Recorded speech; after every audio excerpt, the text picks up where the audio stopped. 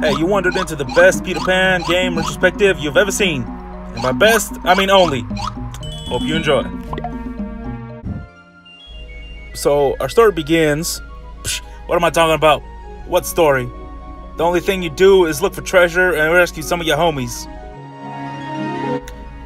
But for real, Captain Hook finds a treasure map to the island of Neverland, which should contain gold and jewels and... Wait, what the hell does he need with treasure? He lives on a deserted island. Money literally means nothing to him. It should be useless. Anyway, he memorizes where the treasure is located, and he tears apart the map so that Peter Pan won't be able to stop him. Because, you know, it'd be like that sometimes. Meanwhile, Peter's just pacing back and forth in his hideout, like a kid who just drank his first Red Bull. And Peter walks up to Tinky and says, "Hey, why does this place look more empty than the store after Black Friday? Where everybody at?" And Tinky's like, "I don't know, bro. I don't know where the hell they at." And Peter's like, "So what you trying to do today?" And Tinky's like, "You trying to find some treasure?" And Peter's like, "Yeah, alright, I'm down." So the first level begins, and the only thing Peter can do is walk and, you know, fly, because, you know, that's his main thing. Except for the fact that he's also immortal. There can be only one. So eventually Peter does find his knife. That's not a knife. That's a knife. In the middle of some woods for some reason. And the first task is to kill a bird. Why? Because fuck birds. So after getting his knife back, Peter decides to talk to some mermaids. Or should I say, merbabes. Hi, Peter. Hi, Peter. Did you miss me? Hi. So the merbabes tell Peter that they saw something flying in the sky, so that's where we're going. And after some more nonsense, we actually find a piece of the treasure map. But then we hear some evil laughter. And Peter senses that something was wrong with his merbabes. And they's in trouble. We gotta go save they ass. So Peter flies over and sees a pirate threatening the merbabes. And we ain't having none of that shit. It's time for a death battle!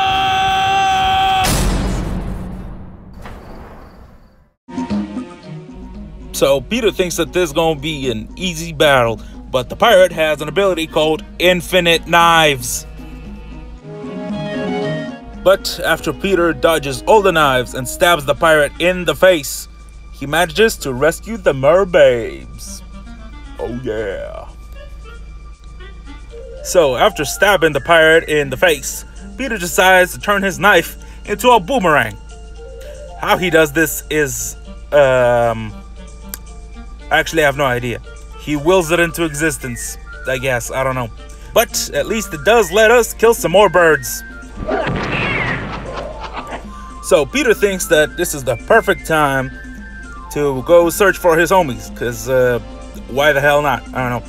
So after traveling through the forest, running away from some mosquitoes, because not even Peter Pan wants to deal with that shit. We don't deal with no damn bugs around here. And then, you know, killing some more birds. We meet up with the two Siamese cats from Lady and the Tramp. We are Siamese, if you please. Who say that they found another piece of the treasure map by the ship. So that's where we're going. So after retrieving the piece of the map, the two Siamese cats appear, and they say that the pirates have kidnapped the rest of Peter's homies. And that they saw some pirates go into this big ass rock with the skull face. But it turns out that we can't travel further inside because there's a big ass rock blocking our way. So Peter turns to Tinkerbell and says, "Hey yo Tink, you got some of that cocaine dust?" You know, the one that lets us fly high in the sky. And then Tink says, oh yeah, I had a whole bag in the forest. Let's go get some. So Peter and Tink go off to find their drugs. But along the way, they find that a fat Turkish pirate has already found a stash.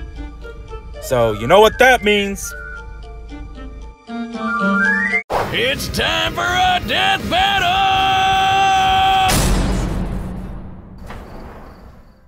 So this pirate's whole gimmick is that he throws his big-ass sword, which disobeys all the laws of physics, and then he sprays some, cocaine dust on some barrels, which makes them fly high in the sky. So naturally, you throw your knife at the barrels, and they explode right in the pirate's face. Wait, what the hell is in those barrels? What the hell is my knife made out of? Why the crap is everything exploding? Questions for later. So it's time to go back to the cave, with the one with the scary ass face. And we gotta remove, the rock that was blocking our way. But along the way, we found one of our homeboys. Hello, baby. I am the locksmith of love. Pepe Le Pew. So Peter asks him, hey, yo, man, what you doing in this cave? Man, I was out here cruising for chicks, and then next thing I know, I'm stuck in a cage in this nasty-ass cave. Well, look, I'm gonna meet you back at the hideout. Peace out, man. Following that, Peter flies towards the rock, and then he sprinkles some cocaine dust on it, and it flies so high in the sky that it crashes down and dies.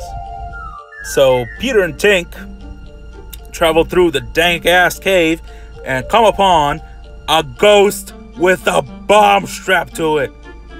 So, we is gone. We ain't deal with that shit. There's two things that we don't mess with, and those are ghosts and bombs. So we out this bitch. Peter manages to escape, but Mr. Smee, who has been wandering around this creepy ass cave for some reason, and the ghost is like, hey yo, boo, and then explodes right in his face, which sends Smee flying high in the sky. So naturally, Peter follows Smee and finds him straddling a rock. The hell was he doing? Anyways, Peter straight up pulls out his knife and threatens to stab Mr. Smee. My boy, straight savage. Where my homies at, Mr. Smee? Tell me, or I'ma gut your ass. And Smee is like, hey man, I don't know nothing about that. But if you're looking for treasure, there's a piece of the map floating up high in the sky, right by the ship. Alright then, be cool, Mr. Smee. Peace. So Peter manages to find the third piece of the map, but is stumped as to where the last piece could be. Since the last three were by the ship, it would dictate that it's next to the damn ship, but Peter's too stupid to understand that. Anyway, he decides to go and ask the Indian chief. Whilst trying to get to the village, Peter runs into an invisible wall, which puzzles him because what in the actual hell? So he finds Tiger Lily and says, hey, I was flying straight, and then this invisible wall just came out of nowhere. Do you know what's going on? And she's just like, yeah, have you tried playing music? What? Sometimes if you play music, invisible things appear. Yeah, okay. And then Peter's like, damn it, I probably shouldn't have fed the crocodile my panpipes. But to be fair, I was flying high in the sky off my cocaine dust. Peter manages to find the crocodile in the big ass rock with the scary face. And to make his life easier, Pan sprinkles some cocaine dust on the crocodile and then stabs it until the crocodile throws up his bagpipes, panpipes, whatever the thing is. So Peter goes past the invisible wall and reaches the village because the power of music, I guess. I don't know. I'm as confused as you are. So Peter goes up to the chief and says, hey, man, I'm trying to find this treasure. Have you seen it? And the chief is like, nah, man, I'm sorry, bruh. I don't know what that is. But you can go talk to the lake. It'll tell you where it is. And then Peter's like, yeah, okay. Thanks. Peace out. Bye.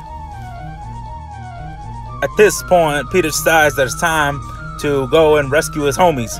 He already found Pepe Le Pew up in the dank cave, so we ain't got to worry about that. The next one on the list is Roger Rabbit. I wasn't worried. Were you? And this man ain't even lost. He's just chilling in the forest. The third one is Baloo, you know, from the Jungle Book.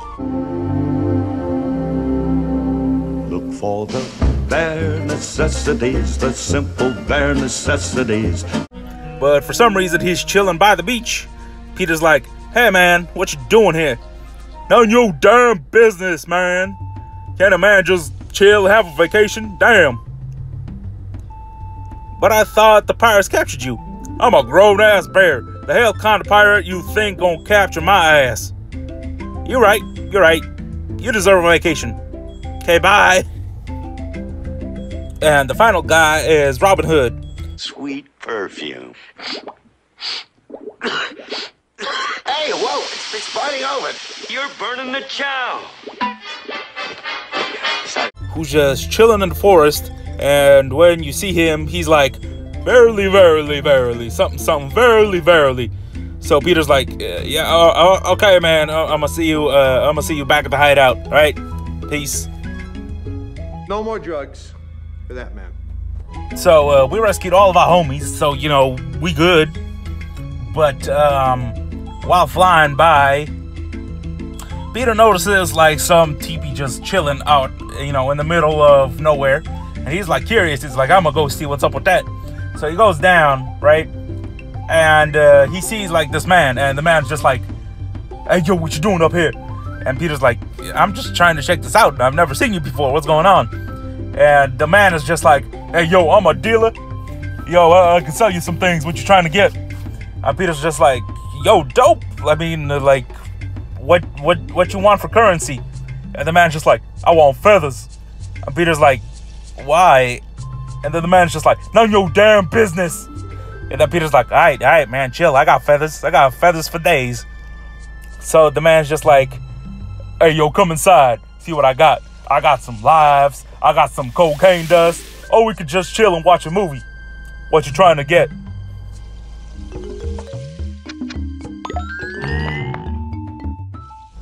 So, you know, after dealing with our dealer, Peter decides that it's time to go and look for the lake so we can find the treasure. And it's back in the dank-ass cave, you know, with a scary face. So, you know, Peter gets there and then he's just like, hey, lake, you trying to help me out? And the lake is just like, hey, yo, dumbass. Where'd you find the rest of the pieces of the map? Next to the ship. Maybe go back and look. And Peter's like, damn, you right. So that's where we going. So, you know, eventually you do find all the pieces of the map. But then, yo, Shadow just springs up out of nowhere. And he's just like, hey, yo, this is mine now. And just like zooms his ass away. So Peter's just like, what in the hell? I ain't having none of that. So, you know, you chase his Shadow. And, you know, you catch his ass because it's a shadow. I mean, I am like confuddled as to why his shadow could just come alive whenever it wants and just leave. I am beyond confused. But Peter finally has all of his pieces because, you know, he just like put his shadow back in its place. Figure that shit out. Anyway, so he sees it, right? But then he sees that Captain Hook and Smee have found the treasure before him. Oh yeah, this whole time, Smee and Captain Hook have been looking for the treasure, but because they're dumbasses, it took them like, I don't know, like the whole ass day to find it. 8, 4, 9, 50. Mr. Smee, are we walking in circles? Why do you say that, Captain? This skeleton, you blithering idiot! Because they stupid, I don't know what to say. Well, anyway, so they stole the treasure, and Peter's like, man, I've been looking for this crap all day. And now they have it. We ain't having none of that. So, you know, he follows them back to the ship. And, you know, But before that, we gotta go talk to our dealer one more time. And the dealer's just like, what you trying to have? Alright, now that we've got everything we need, we go and confront Captain Hook. And Captain Hook is just like, hey, yo, it's mine, man. I found it fair and square. Get your ass out of here. And Peter's just like, nah. So, you know what time it is. It's time for a death battle!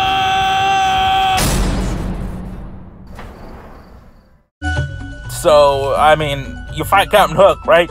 And the man is like fast as hell. This man be jumping, flipping all over the place. He's like a Jedi on cocaine.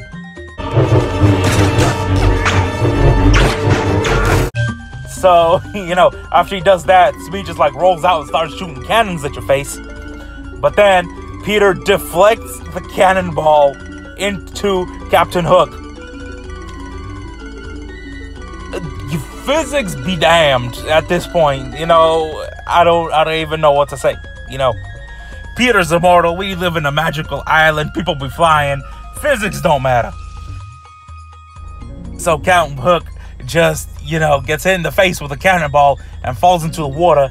And then there's a freaking crocodile down there. So he's just like, oh, hell nah. And runs on the water like he's Naruto, right? And then I don't know. People be running on water now. I am confused out of my mind. So, you know, we finally found the treasure. So, you know, Peter goes up. He's all proud. He's just like, man, I found this treasure. I rescued all my homies. I deserve this. And so he opens up the treasure. And the only thing in there is a golden feather. The hell we have fun to do with the golden feather?